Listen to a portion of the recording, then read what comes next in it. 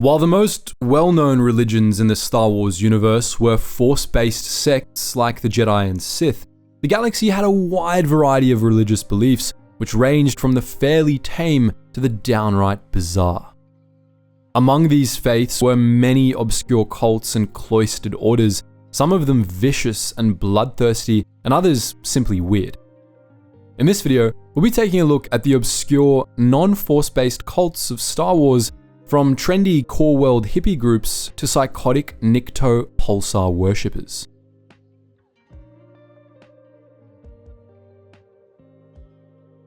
Now, before we begin, we'd like to clarify that this video is specifically about cults, not religions in general, with exceptions for religions that were obscure, bizarre, or cult-like enough that they demand mentioning. None of these will be Force-based sects either, which should really be a video of their own. Let us know in the comments if that's a video you'd like to see in the future. But with that out of the way, let's begin. While many of the galaxy's cults were dangerous, as real-world cults tend to be, there were a few that were relatively harmless, all things considered, and some that were even considered trendy. The Zealots of Susan were one such group, popular among the youth of Coruscant and other core worlds during the Separatist crisis. The specifics of their beliefs are unclear, but sources describe them as female empowering and concerned with the use of mineral water and Bubsy tree roots from Seleucami. Zealots painted their abdomens with a distinctive starburst tattoo, which was considered trendy, enticing many of the vapid youths of the core world to join the cult. Considerably less trendy, though similarly mundane, was the Ancient Order of Pessimists, a group of hermits living on Marix Minor. The members of the order were all male humans, and they were a cult devoted to the beliefs that they lived in the worst possible timeline, that the worst outcome was inevitable in any situation, and that death was the only release from the woe of life. Although the brothers weren't suicidal and believed that their misfortune was something they should accept without protest. Their leaders predicted the future by casting ritual bones, which always predicted woe on the horizon. In 3 BBY, the Ancient Order was caught in the crossfire of a battle between Boba Fett and Darth Vader, but the fact that some members of the Order survived this converted the High Hermit to optimism previously considered heresy within the Order. Unfortunately, this optimism proved unfounded, as Vader destroyed the Ancient Order's compound via orbital bombardment shortly thereafter. A similarly cloistered order, although not necessarily a cult per se, were the Bomar monks, the builders of Jabba's palace and many other such fortresses. The Bomar sought to cut themselves off from all emotion and sensation to focus on the power of the mind alone, which they believed would grant them enlightenment.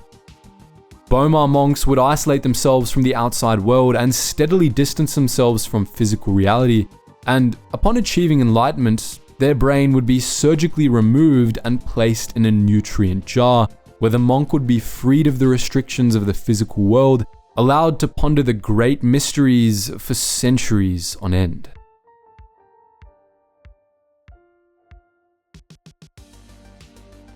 By the standards of our world, the Bomar were quite bizarre, but they don't have anything on some of the other cults of the Star Wars galaxy. An arguably more bizarre sect was the Dim Yu, a cult of monks that were devoted to banthas. Banthas were a fascinating ecological mystery for scientists, as they were apparently native to several planets spread across the galaxy. For most beings, this was just an unexplained oddity. To the Dim however, this was a message from a higher power, the key to unraveling the truths of the universe, one that would bring about an age of bounty when the meaning was uncovered. The Dim Yu monks devoted their lives to pondering the bantha and attempting to determine the truth of how they were so widespread. They were also known for revering banthas, refusing to eat their meat or wear clothing made from their hides. The Debris cult operated in the Yavin system, and it made even the Dim Yu look well adjusted. The members of the Debris cult worshipped the first Death Star and collected the debris that remained of it, considering it sacred and treating it with reverence. In the aftermath of the Battle of Yavin, these crazy scavengers prowled the Yavin system, battling other salvagers for what wreckage they could find of the infamous battle station. And speaking of weirdos that worshipped iconic symbols of doom and evil, at around the same time, Corellia was plagued by the cult of Lord Nyax, which worshipped a folk character from Corellian culture. The titular Lord Nyax was supposedly a ghost who kidnapped misbehaving children in the dead of night, and he was little more than a story that Corellian parents used to scare their children. The cult of Lord Nyax, however, was very real, and they set out to terrorize the people of Corellia in very real ways, carrying out terrorist attacks in the name of Lord Nyax. A much less dangerous but similarly bizarre sect was the cult of the Power Droids, a cult of rogue gonk droids.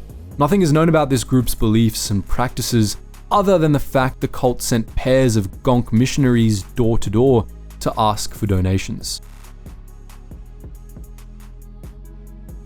A few cults are known to have been based on misinterpretations or the veneration of essentially random people, the most entertaining of which was the cult of Van. This cult was accidentally created by Han Solo and Chewbacca circa 2 BBY, when the two smugglers briefly ran a makeshift holotheater on the desert planet Kamar. Their holotheater played only a single film for weeks on end, a rather boring documentary about the ocean planet Van. But this film fascinated the native Kamarian Badlanders, who held water in great religious significance due to its scarcity on their homeworld. The depiction of the ocean world enthralled the Badlanders, who quickly formed a religion around Solo's theater and the documentary it played. The cult of Van considered Van to be a mystical afterlife where the righteous would go when they died, and they saw Solo's documentary as religious scripture. But Han inadvertently threw this religion into chaos when he acquired a new film and screened it instead of the documentary, causing the Badlanders to riot and drive him and Chewie from the planet. The cult of Van persisted after Solo's departure, immortalizing the two smugglers as Solohan the Deceiver, a messenger of the gods who had turned to evil, and his furry demon sidekick. During the New Republic era, the cult of Van started to spread off-world, including to Van itself, to the great displeasure of Van's locals. On remote Tokmia, a similar incident led to the formation of the Oku cargo cult. On Tokmia, an off-world corporation had briefly set up a mining operation on the planet and traded with the native pre-agricultural Oku before departing. After they'd left, the Oku began a series of rituals meant to summon the magical ships and their wondrous gifts back to Tokmia, including the burning of great signal fires meant to resemble spaceport landing lights. The cult of Kisazan, meanwhile, formed out of reverence for a living person, the Jedi Kisazan. After Sazan slew a spine dragon while on a mission to a Nikto colony, many of the Nikto in the colony considered themselves bound to her by a life debt. They followed her around the galaxy and eventually formed a cult around her, considering her a deity and doing whatever she commanded them. The power this brought lured Kisazan to the dark side, and she started actively encouraging the cult, making them into a private army and leading them to battle in the galaxy-spanning Cold War. During the Dark Times, the Basadi Hutts formed the cults of the One and the All for a similarly self-serving purpose. This cult was a scam from the beginning, intended to attract pilgrims to a religious retreat on Elysia, a Basadi-held spice refining planet deep in Hutt space, where they would essentially be enslaved and made to refine spice for the rest of their lives. This scheme worked thanks to the Talunda Till, a species related to the Hutts that could induce addictive ecstasy in other beings on command. Clan Basadi dispatched Talunda Till missionaries across the galaxy, using them to brainwash converts to the cult of the One and the All and bring them to Elysia. Even once there, the cult's brainwashing kept the pilgrims under control, convincing them that hard work in the spice refineries would lead to self-improvement. The cult made thousands of people into slaves in Clan Basadi's refineries, and they were only stopped when former pilgrim Briatharin broke free of the cult's brainwashing, joined the Rebel Alliance, and staged an attack on Elysia, which destroyed Clan Basadi's whole operation.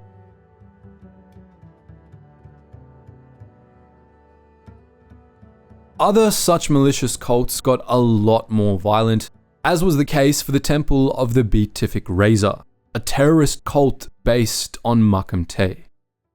To be fair to these guys, their intentions were at least better than the cult of the One and All. While Clan Basadi's Talandatil priests sought to enslave their devotees, the fanatics of the Temple of the Beatific Razor were motivated by opposition to Republic mining operations on Makamte that had caused harmful ecological and cultural change. In response to this, some of Makamte's native Swokes embraced a new faith based on strict adherence to religious tradition and violence as a means of reversing this change, the Temple of the Beatific Razor. This group was led by the first glorious assassin of the Temple of the Beatific Razor, and its members were known as Razor Penitents. They showed their devotion to the cause through self-mutilation and the murder of those they deemed responsible for the changes they opposed, including all Offworlders on Makamte, as well as Swokes businessmen and politicians. The Temple of the Beatific Razor even attempted to overthrow Makamte's government, leading to intervention by Republic judicial forces. Not one, but two cults were devoted to enigmatic, extremely powerful beings of immense malice and destructive power. The first of these was the cult of Gethul, formed during the Galactic Wars by a Jedi Master and a group of other adherents that fell under the control of Gethul, a monstrous creature at the heart of the planet Makeb, which, if fully awakened, could destroy the planet. The cult of Gethul was devoted to awakening the beast, but they were wiped out by the Eternal Alliance before they were able to do so. The other such cult comes from what's deservedly remembered as the worst Star Wars novel of all time, The Crystal Star. This was the cults of Waru, which worshipped the extra-dimensional being Waru, a slab of meat covered in golden scales with healing powers. The cult was devoted to Waru, which offered healing to its members, but its leader was also charged with sacrificing a powerful force sensitive to Waru so that it might return to its home dimension. In 14 ABY, the cult kidnapped Anakin Solo for this purpose, but it was destroyed shortly thereafter.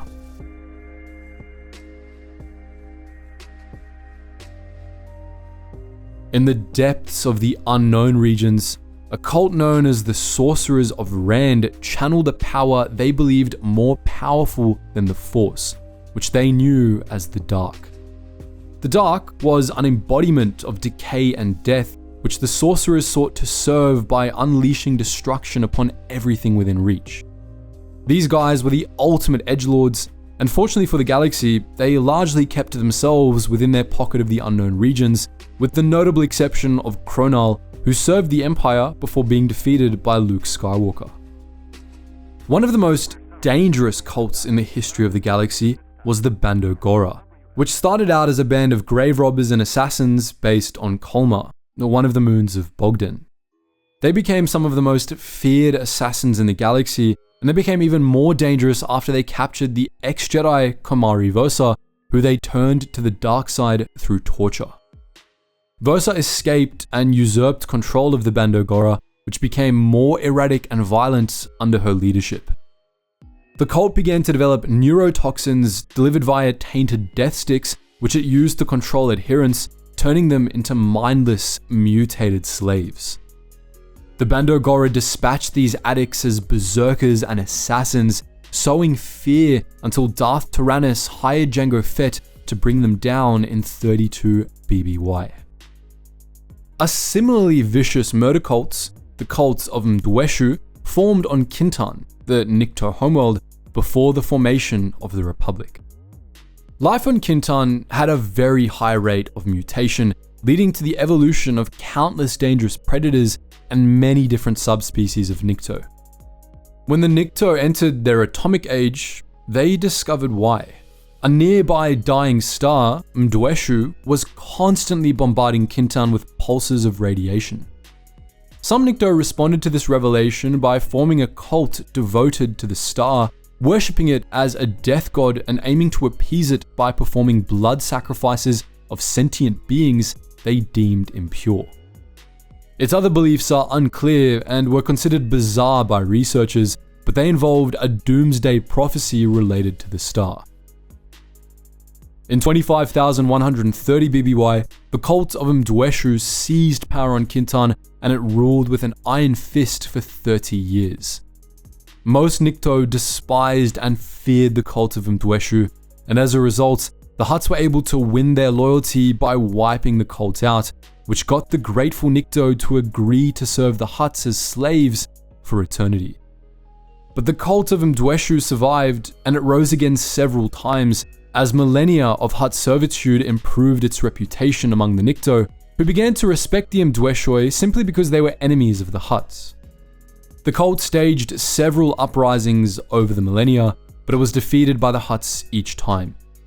It was still around during the Separatist crisis when members of the cult of Mdweshu began attacking travelers along the Sisar Run, killing more than 27 people.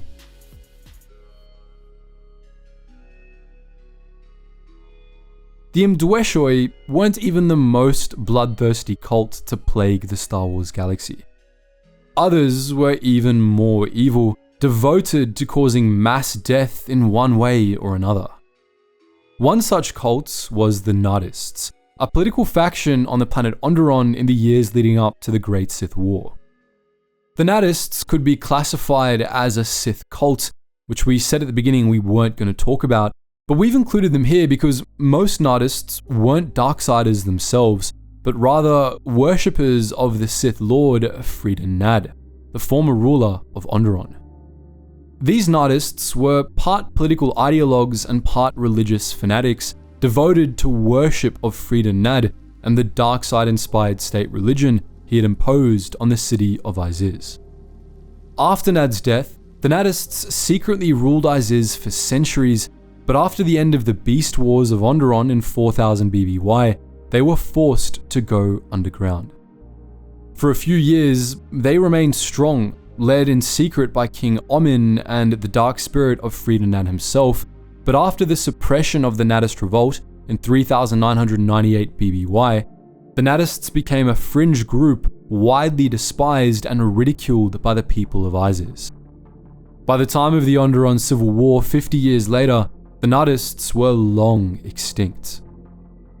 The appropriately named Charon death cults, adhered to by the Charon species of the alternate dimension of other space, was a cult that worshipped death as a concept.